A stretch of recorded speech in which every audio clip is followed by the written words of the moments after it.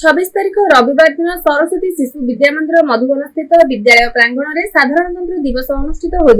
विद्यालय प्रधानाचार्य माननीय श्रीजुक्त सुरेश मिश्र अध्यक्षतार अनुष्ठित सम्मेलन में मुख्य अतिथि भाव पुरी जिला शिक्षा और प्रशिक्षण अनुष्ठान अवसरप्राप्त अध्यक्ष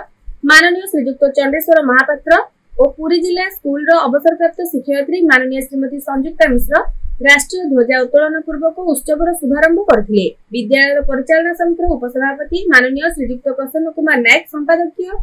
श्रीजुक्त पुरुषोत्तम नायक और सदस्य श्रीमती अंजलि रथ एवं विद्युत परिषद सदस्य श्रीजुक्त कैलाश चंद्र साहू और श्रीजुक्त अक्षय कुमार मिश्र तथा मातृ भारती सदस्य माननीय श्रीमती सुमित्रा रथ और श्रीमती सागरिका रथ प्रमुख मंचासीन अतिथि अधिकारी वृंद जोगदे देशर मुख्य स्रोत में सामिल होगा शिशु भाई भौणी मानक आह्वान देथिले। विद्यालय पक्षर सकाळ 9टा समय